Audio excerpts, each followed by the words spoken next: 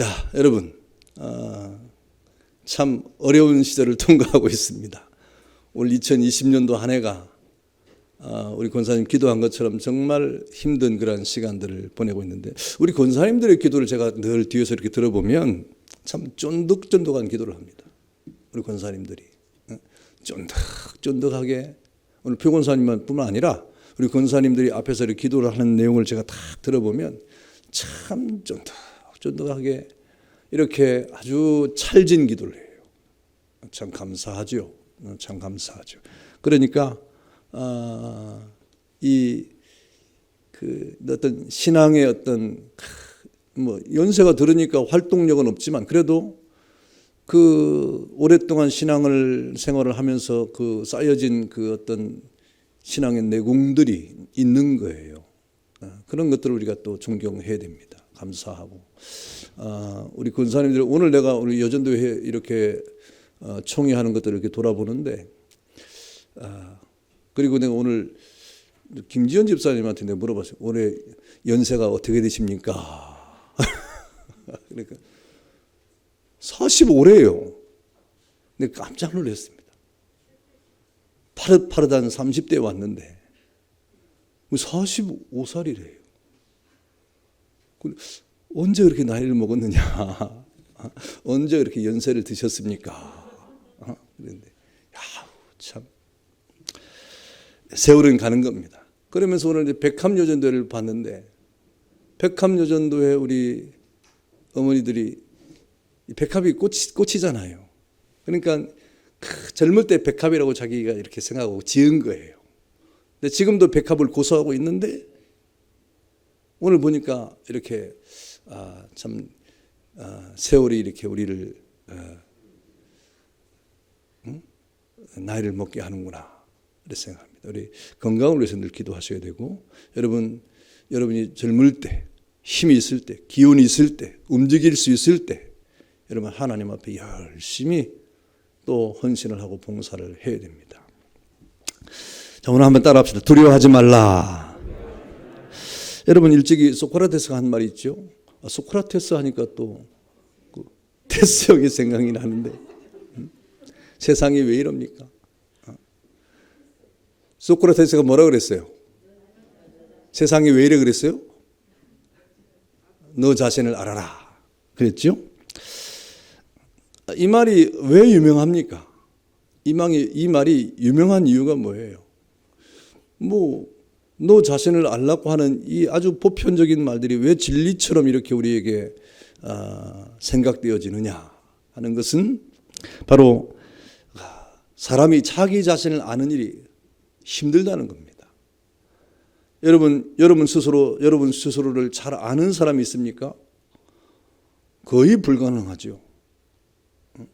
우리가 우리의 어떤 표면적인 자신을 이렇게 알 수는 있지만, 그러나 깊은 내면의 우리의 연약이나 우리의 죄성이나 이런 것들을 발견하기가 여간 어렵지 않습니다. 그래서 예수 믿지 않는 이 세상의 사람들은 자기 존재적 의미를 모르고 살아가는 거예요. 자신을 모르고.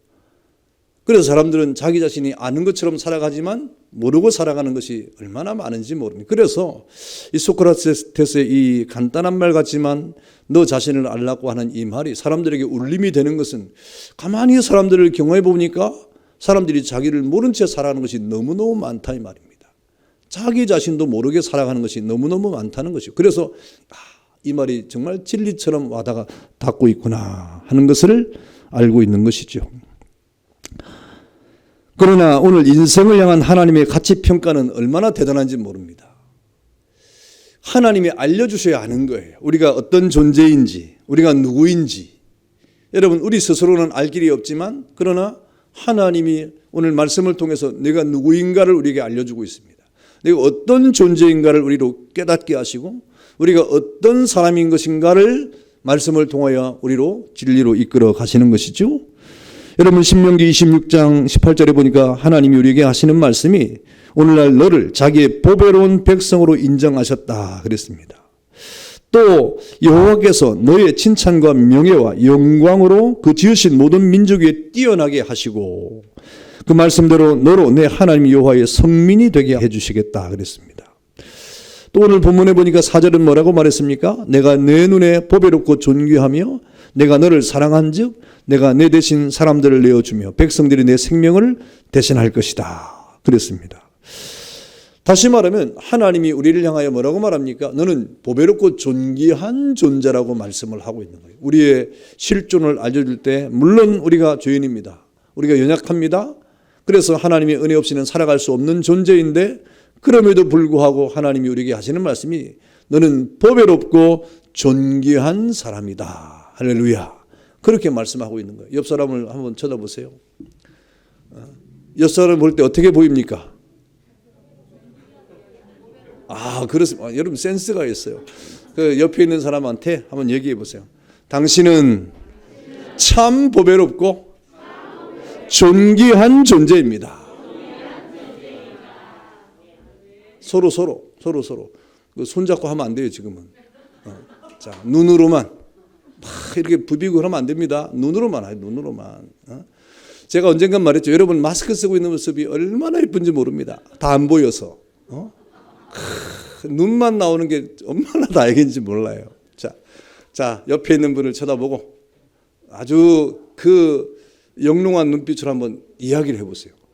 하나님이 말씀하시기를 당신은 참 존귀하고 보배로운 존재입니다 라고 말했습니다. 하나님이 우리를 그렇게 보신다 이 말입니다. 그러나 실제적으로 우리의 실존은 죄인이죠. 하나님이 같이 판단은 죄인입니다. 타락한 죄인입니다. 그래서 결국 우리는 이 죄의 문제를 해결하지 아니하면 우리는 보배롭고 존귀한 존재가 아니라 실제는 마귀의 종이 되고 그리고 저주의 자식이 될 것이고 심판의 제물이 될 것입니다. 그런데 우리가 어떻게 보배롭고 존귀한 존재가 되느냐? 여러분, 우리가 보배롭고 존귀한 존재가 되는 것은 다름이 아니라 그리스도 안에서 새로운 피조물이 되었기 때문임을 깨닫기를 축원합니다. 그래서 오늘 하나님께서는 우리를 향하여 너는 보배롭고 존귀한 존재이다 라고 말씀하시면서 그러니 너는 두려워하지 말아라 라고 말씀하시는 거예요. 여러분, 우리가 보배롭고 존귀한 존재로서 하나님 앞에 서지 아니하면 두려움과 걱정과 근심이 우리를 짓눌러 버립니다. 헤어날 수가 없어요. 그런데 오늘 하나님께서 너는 이 땅의 죄인처럼 또 연약한 자처럼 그렇게 살 존재가 아니라 내가 너를 구속했다 이 말입니다. 그러니 너는 참 보배롭고 존귀한 하나님의 백성이 두려워하지 말라고 말씀하고 있어요. 여러분, 하나님이 이렇게 우리에게 두려워하지 말라고 말씀하시는 것은 바로 하나님이 우리를 소유했기 때문이라고 말하지 않습니까? 여러분 1절에 하반절에 이렇게 말했습니다. 너는 뭐라 그랬어요? 내 것이라. 너는 내 것이라 그랬습니다. 여러분, 너는 내 것이라고 하는 것은 우리의 소유가 하나님께 있다는 것이죠. 우리가 하나님께 속한 소유라고 할 때 우리가 하나님께 속했다는 것 때문에 존귀한 그런 존재가 되는 것입니다. 불가분 그런 존재가 되는 것이죠.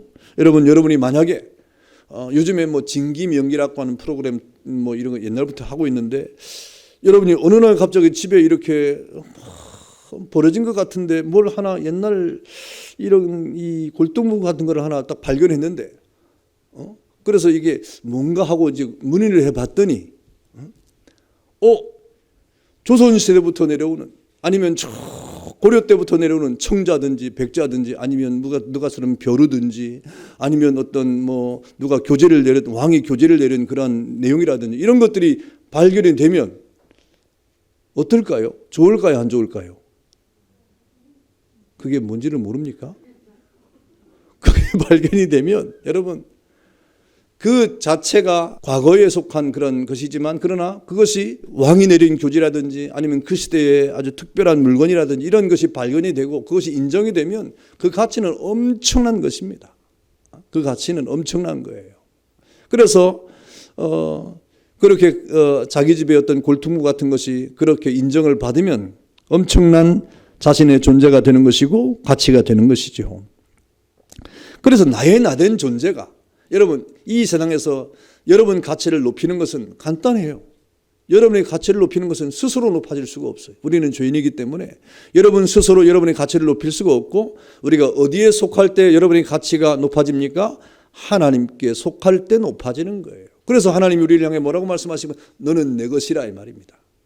너는 내 것이라고 했을 때 우리가 하나님께 속한 자가 되었기 때문에 이 세상에서 그 어떤 것과도 비교할 수 없는 존귀하고도 보배로운 존재가 될 수 있다고 성경은 말씀을 하고 있는 겁니다. 여러분, 하나님이 왜 우리를 이렇게 내 것이라고 말씀하십니까? 너 내 거라 이 말입니다. 왜 그렇게 말씀하십니까? 하나님이 우리를 창조했다 그랬어요. 1절에 보니까 야곱아 너를 창조하신 여호와께서 지금 말씀하시느니라. 이스라엘아 너를 지으신 이가 말씀하시느니라 그랬습니다.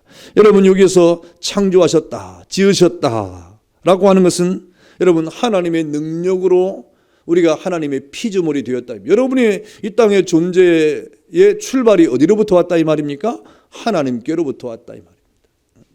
적어도 우리의 소유는 하나님께 있는데 하나님이 우리를 지으셨고 하나님이 우리를 창조하셨다 하는 말이죠.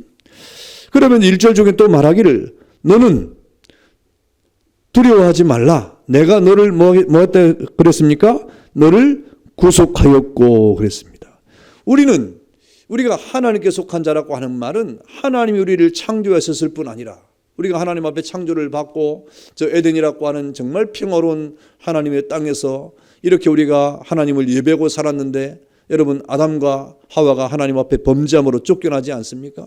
여러분 이 쫓겨난다고 하는 것은 이거는 이 엄청난 사건이에요. 에덴에서 우리가 쫓겨났다. 에덴에서 아담과 하와가 쫓겨났다고 하는 것은 더 이상 그 에덴이라고 하는 거룩한 땅에 아담과 하와가 거할 수 없는 상태가 됐다 이 말입니다. 왜 그렇습니까? 에덴은 거룩한 곳이요. 또 그 거룩한 곳에는 거룩한 자만 살아갈 수 있는 겁니다. 그런데 아담과 하와가 쫓겨난 것은 거룩하지 못했기 때문에 쫓겨난 것, 토해낸 겁니다. 말하자면.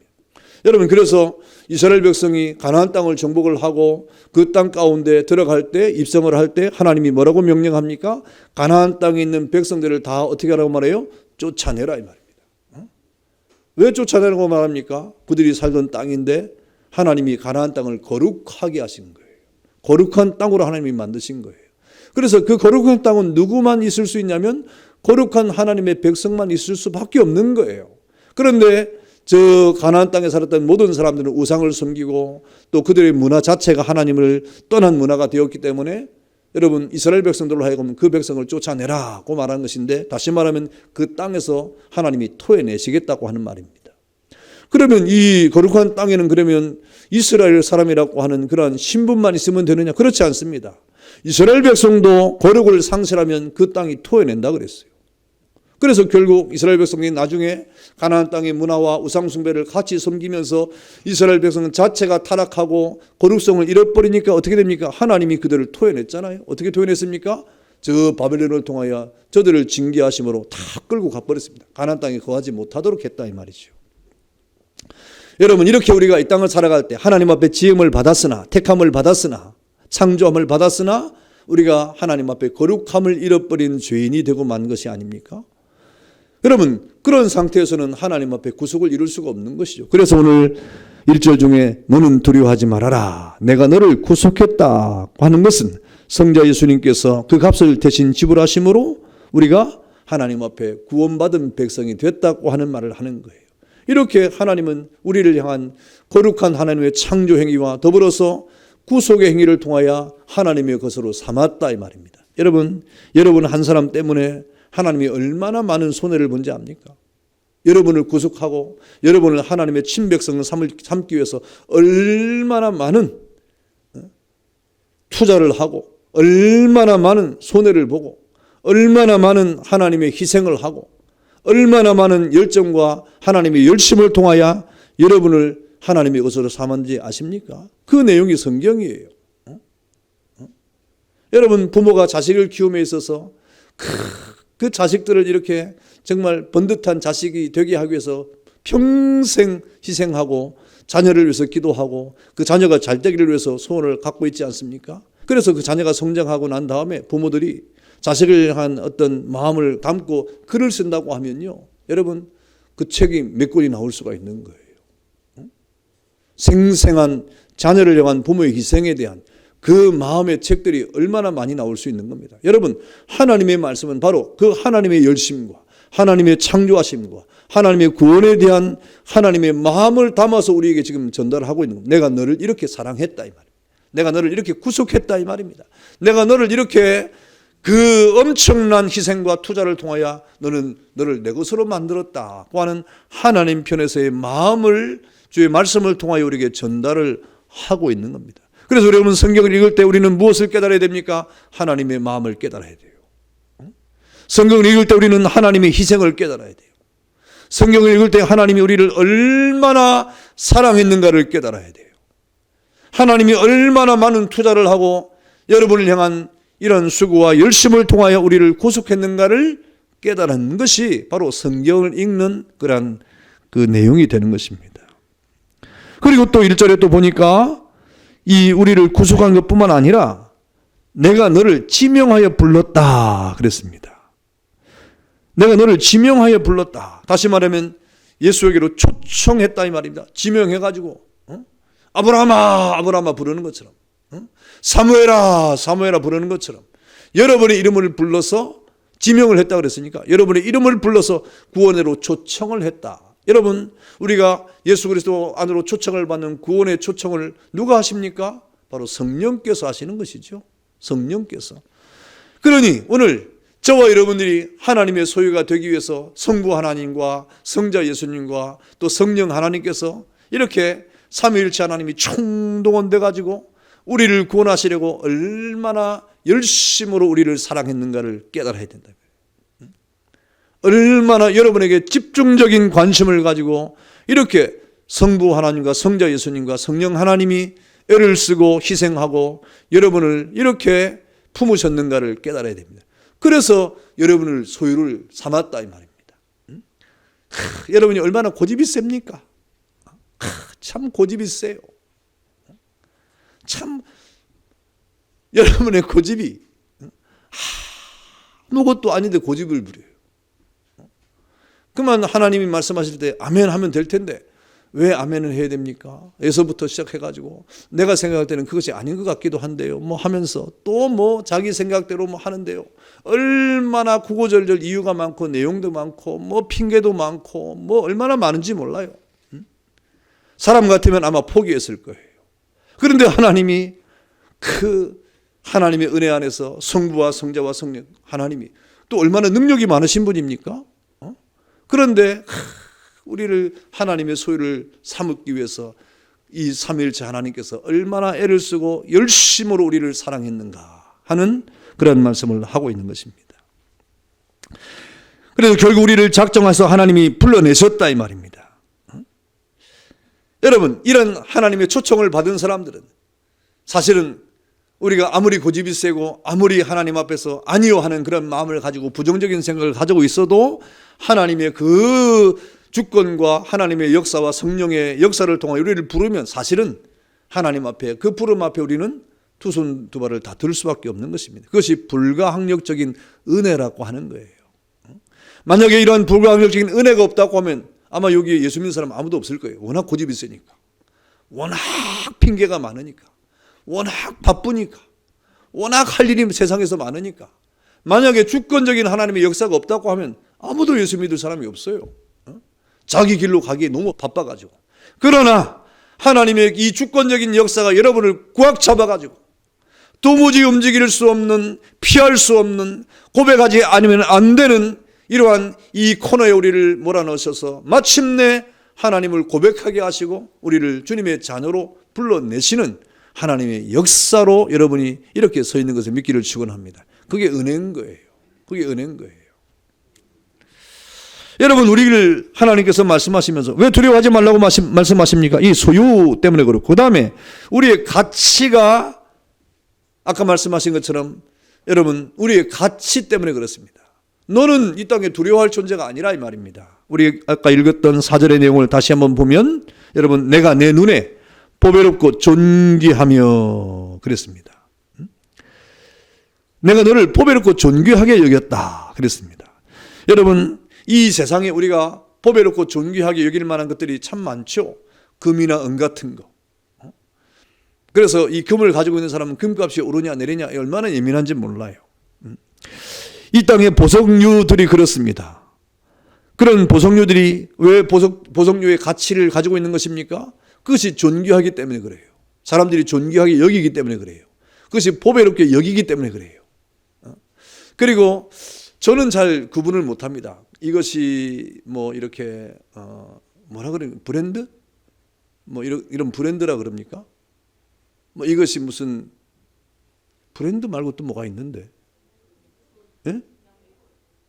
뭐요? 명품. 그래. 명품.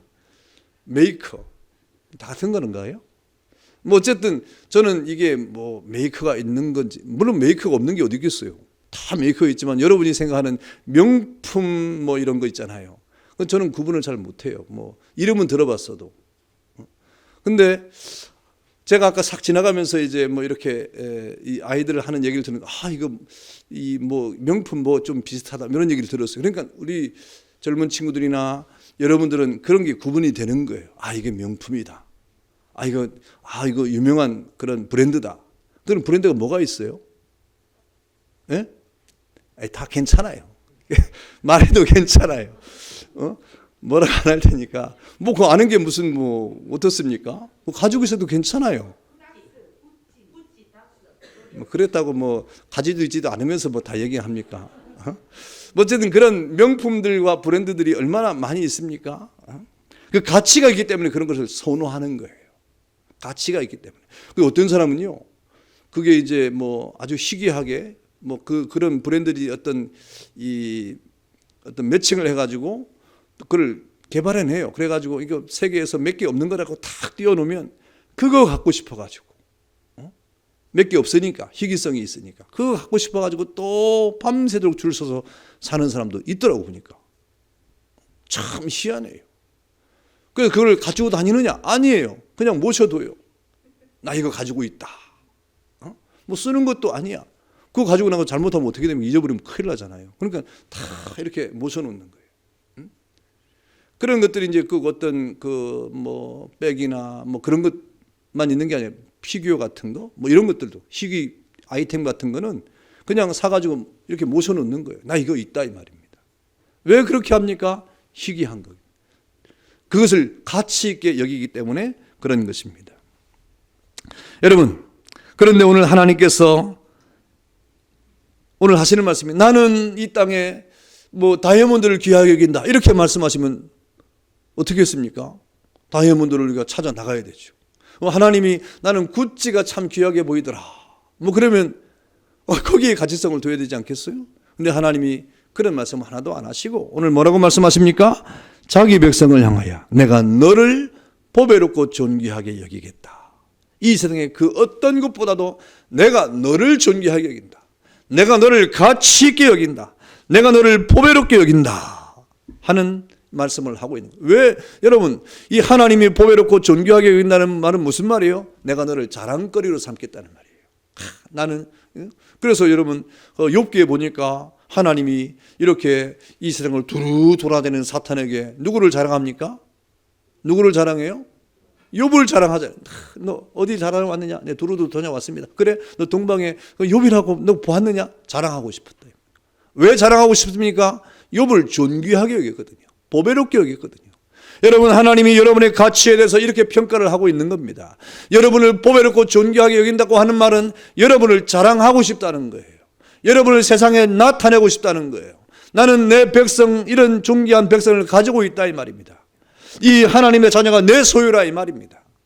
여러분이 하나님의 소유인 것과 여러분이 하나님의 소유임에 가치 있는 그런 하나님의 보배로운 존재인 것을 이 세상에 그리고 이 세상 속에서 자랑하고 싶은 하나님의 마음이 있어서 하나님은 여러분을 향하여 보배로운 존재다, 존귀한 존재다라고 이렇게 말씀을 하고 있는 것입니다. 여러분 왜 우리가 이렇게 하나님 앞에 보배롭고 존귀한 존재인 것입니까? 하나님이 밑도 끝도 없이 그렇게 말씀하시는 분이 아니에요. 하나님이 뭐 자기 체면에 걸려가지고 내가 이 사람을 아무것도 없지만 내가 보배롭게 여겨야 되겠다 그래서 하신 말씀이 아니라니까요. 아무것도 없는데 여러분을 가치 있게 여겨야 되겠다 아닙니다.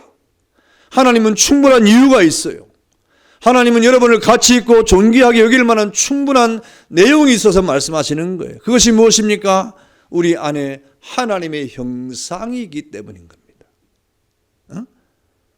하나님이 아무것도 없는데 뭐 할 말이 없고 내가 존귀하게 여길 거야 이렇게 뭐 암시를 주는 게 아니라 우리 안에, 여러분 안에 하나님이 존귀하게 여길 만큼의 가치 있는 내용을 가지고 있는데 그것이 바로 하나님의 형상이라고 하는 겁니다. 적어도 여러분이 우리 안에는 하나님의 형상이 있는 거예요. 여러분, 하나님의 형상이 무엇입니까? 이거는 하나님의 형상이라고 하는 것은 이 영적인 기능을 말하는 거예요. 신적인 기능입니다. 신적인 기능. 그래서 하나님의 형상을 가지고 있는, 다시 말하면 우리가 다 하나님의 형상으로 지음받은 하나님의 자녀들 아닙니까? 그런데 그 형상을 잃어버렸어요. 그런데 예수 그리스도로 말미암아 다시 찾았다 이 말입니다. 이렇게 하나님의 형상을 다시 찾은 하나님의 백성들은 그때부터 어떤 기능을 하냐면 신적인 기능을 하게 돼 있어요. 영적인 기능을 하게 돼 있다 이 말입니다. 그 영적인 기능이 무엇입니까? 예배예요.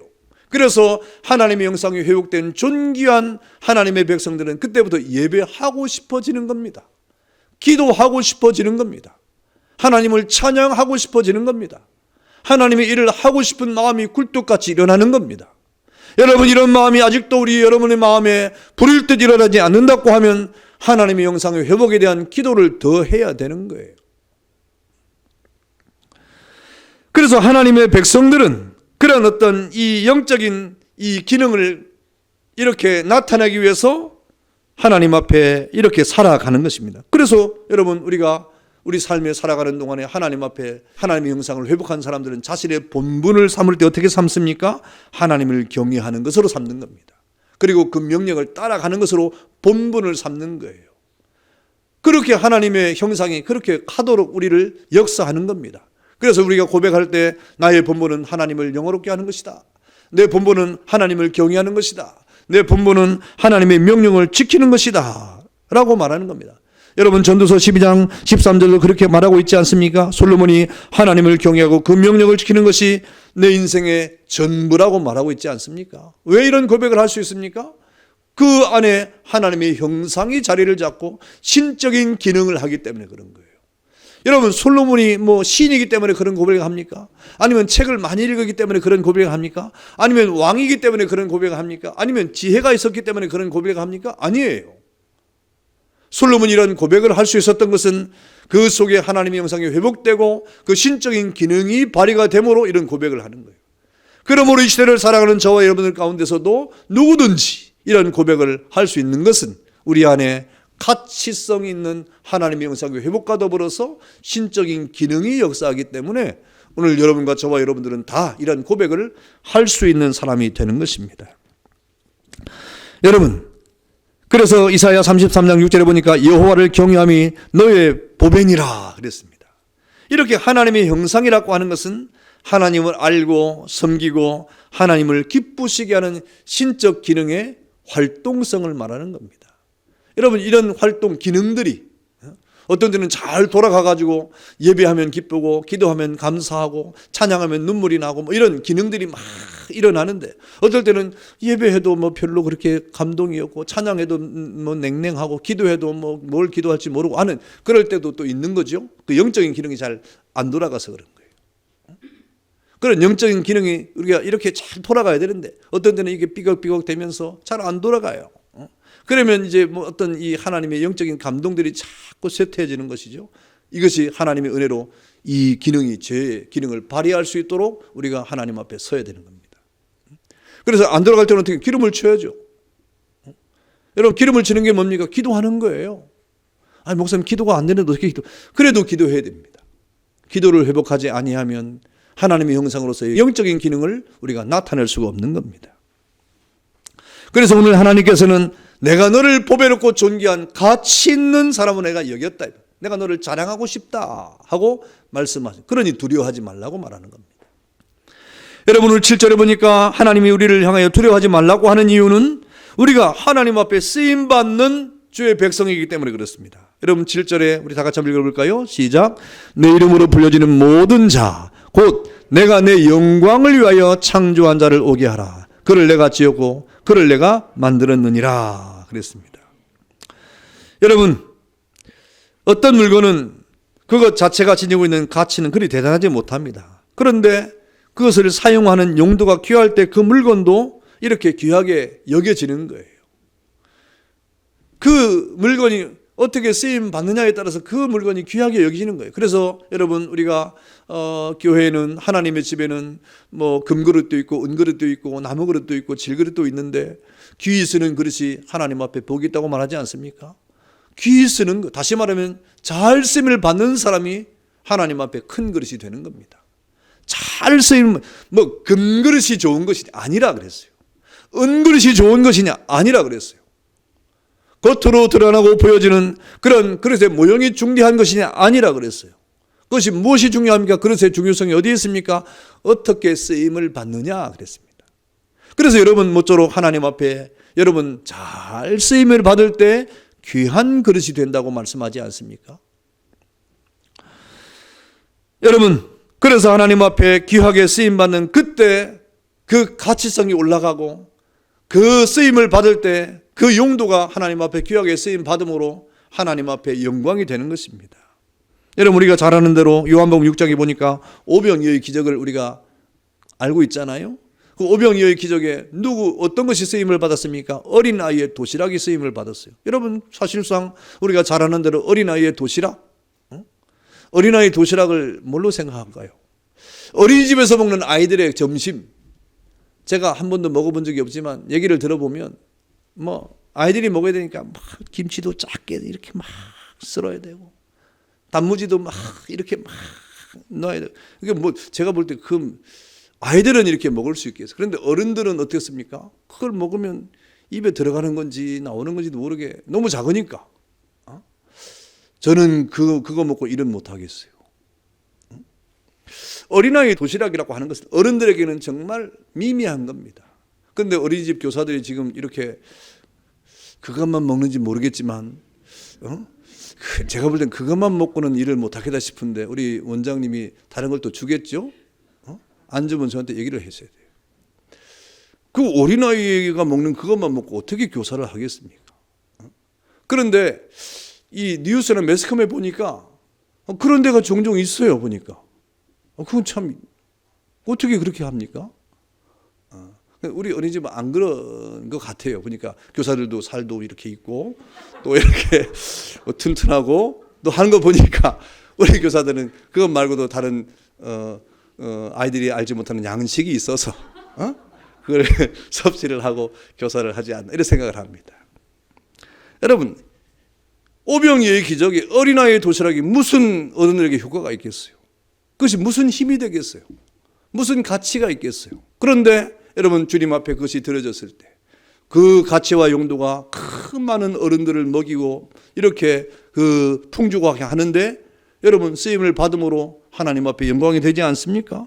그 작은 것들이 하나님 앞에 쓰일 때 그 결과적으로 많은 사람이 다 배불렀다 그랬어요. 다 배불렀다, 만족했다 이 말입니다.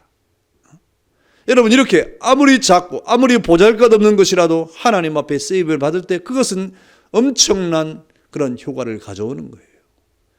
그래서 오늘 하나님께서 두려워하지 말아라, 내가 보잘것없는 사람으로 이 땅에 살아가고 있는, 그렇지 않다 이 말입니다. 너는 적어도 가치가 있고 내용이 있고, 그리고 너희는 적어도 하나님 앞에 아주 내가 너를 지명해 불렀던 택한 나의 소유이기 때문에 내가 하나님 앞에 쓰임을 받을 때 너의 그 모습으로 쓰임을 받지 아니하고 하나님의 거룩한 영광 가운데 큰 역사가 나타나게 될 것이다 라고 말씀을 하고 있는, 그러니 두려워하지 말라 이 말입니다. 예수님께서 제자들을 부릅니다. 예수님이 제자를 부를 때 저 갈릴리 해변 가서 제자를 불렀어요. 대부분 어부들입니다. 어부들을, 그 당시에 어부라고 하는 것은 그야말로 이 비천한 직업들 아닙니까? 그런데 그 제자들을 불러서 하나님의 거룩한 복음을 맡기는 놀라운 은혜가 있었지 않습니까? 여러분, 그래서 결국 그 제자들은 참으로 보배롭고 존귀한 하나님의 나라의 존재가 되고 그야말로 그 은혜를 받을 때 두려움이 없이 하나님의 일들을 감당했던 것입니다.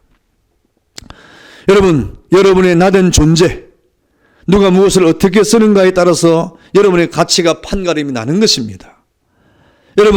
여러분이 어떻게 하나님 앞에 쓰임을 받느냐, 성령의 이끌림을 받느냐, 여러분의 가치를 어떻게 증명하느냐, 여러분, 여기에 우리의 내용이 달라지게 되는 것입니다. 하나님이 여러분을 쓰실 때 여러분은 하나님 앞에 신적인 영광 앞에 쓰이는 그런 존재로 하나님 앞에 드려지게 될 것입니다. 똑같은 금그릇이라도 그 사용되는 용도에 따라서 이름이 달라집니다. 그러므로 하나님 앞에 여러분이 하나님의 소유된 백성으로, 그리고 하나님이 가치 있는 자랑하고 싶은 하나님의 백성으로 부르셔서 여러분을 하나님의 나라에 쓰임받고자 하는 하나님의 그 뜻을 깨닫고, 그 은혜 가운데 있는 사람은 결코 낙심하거나 결코 슬퍼하거나 결코 주저앉지 않고 하나님 앞에 용기를 얻고 두려워하지 않는 가운데 하나님의 선한 뜻을 나타내는 백성이 될 것이다. 여러분, 연말을 통과하면서 한 해에 얼마나 많은 어려움이 많았습니까? 우리가 입만 열면 코로나 때문에 이 모든 것이 이렇게 우리가 힘들었다고 말하고 있지 않습니까? 정말 웃음기가 쏙 빠지는 그런 우리의 삶을 살아가는 이런 일들이 얼마나 많습니까? 그저 이렇게 흘러가는 대로 우리가 이 세월에 맡겨서 살아가는 이런 연약을 우리가 드러낼 때가 얼마나 많습니까? 그럼에도 불구하고 우리 하나님께서 우리에게 말씀하시기를 두려워하지 말아라. 이 말은 낙심하지 말라 이 말입니다. 힘을 내라는 말입니다. 용기를 가져라는 말입니다. 왜 이런 말씀하십니까? 하나님이 말씀하시기를 너는 나의 소유다 이 말입니다. 너는 내가 자랑하고 싶은 가치 있는 보배롭고 존귀한 백성이라는 말입니다. 내가 너를 사용하겠다는 겁니다. 그럴 때 우리는 어떤 형편과 어떤 모양일지라도 주님이 사용하시면 그 사용을 통하여 많은 사람들에게 빛과 소금의 역사를 나타내는 하나님의 백성이 될 것이기 때문에 그렇습니다. 여러분, 이제 2020년도를 우리가 얼마 남지 않고 또 새로운 한 해를 맞이하게 될 텐데, 여러분, 한 해를 주님 앞에서 잘 마무리하고 또 새로운 한 해를 희망차게 맞이하는 가운데 여러분을 통해서 하나님의 놀라운 역사가 나타나는 그런 은혜가 있기를 주 이름으로 축원합니다. 기도하겠습니다.